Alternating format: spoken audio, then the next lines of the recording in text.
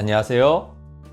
피부과 전문의 심현철입니다. 자, 이번 3분 피부 시간에는 눈 주위에 미립종, 평평사마귀, 한관존, 지저 등등 쉽게 감별하는 법이라는 주제에 대해 다뤄보겠습니다. 자, 눈 주변에 뭐가 오돌오돌 튀어나왔어요 라고 오시는 분들이 진짜 굉장히 많으신데 대부분 어디서 미립종, 비립종이다 라는 이야기를 듣고 오십니다. 자, 사실 피부과학적으로 종류가 굉장히 다양하지만 대표적인 것들을 알아보고 각각의 감별과 치료를 알아보겠습니다.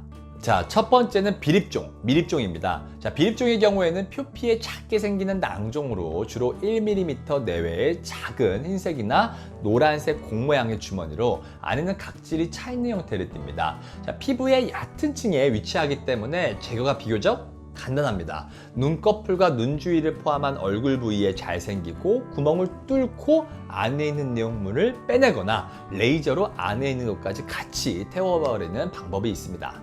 자, 두 번째는 한관종입니다. 한관종은 땀샘에서 기원하는 양성 종양으로 비립종에 비해 더 깊은 부위에 생깁니다. 자, 깊이가 깊음으로 튀어나온 능선만 제거해줄 경우에는 다시 재발하거나 충분히 제거되지 않은 경우가 많으므로 좀 더 깊숙하게 해줄 필요가 있는데 눈 주변에 주로 생기므로 주의를 해야 합니다. 또 근원이 되는 땀샘을 파괴시켜야 하기 때문에 비립종 제거하듯이 표면 쪽의 구멍만 뚫어주거나 레이저로 표면 쪽만 처리해서는 안 되고 깊은 층을 파괴해줄 수 있는 고주파나 레이저 방법이 들어가야 합니다.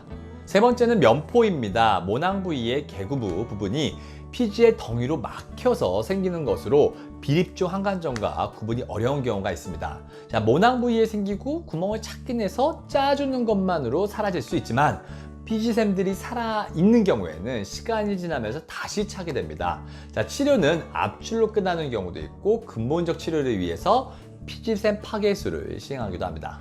네 번째는 평평사마귀입니다. 생각보다 굉장히 흔하고 제가 진료 중에 농담삼아 뒤져보면 없는 사람 거의 없다고 말할 정도로 흔한데 모르는 경우가 많은 질환입니다. 자, HPV 바이러스 때문에 생기는 질환인데 보통 갈색에 살짝 윤기가 되어 있는 형태를 보이는데 사람에 따라 살색에 가깝거나 오히려 살짝 저색소를 보이는 경우가 있어서 진단이 어렵습니다.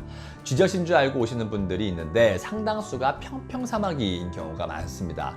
치료는 요즘 대부분 간단하게 제거될 수 있는 레이저 치료를 합니다.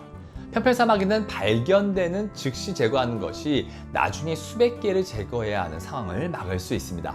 다섯 번째는 쥐젖인데 쥐젖은 영어로는 스킨텍, 의학용어로는 물렁섬유종이라고 부르는 것으로 평평사마귀와 감별이 힘든 경우가 많은데 물론 눈으로는 일반인들은 감별이 힘들지만 팁은 첫 번째, 좀 더 피부색을 띠는 경우가 많고 두 번째, 호리병처럼 목이 존재하는 경우들이 많이 있습니다. 자, 평평사마귀와는 달리 전염되지는 않기 때문에 반드시 제거할 필요는 없지만 미용적으로 많이 제거합니다.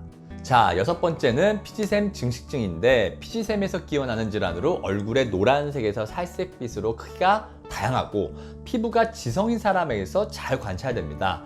피지샘이 말 그대로 증식해서 생기는 것으로 자세히 관찰하면 가운데에 함몰이 관찰되는 특징을 보입니다.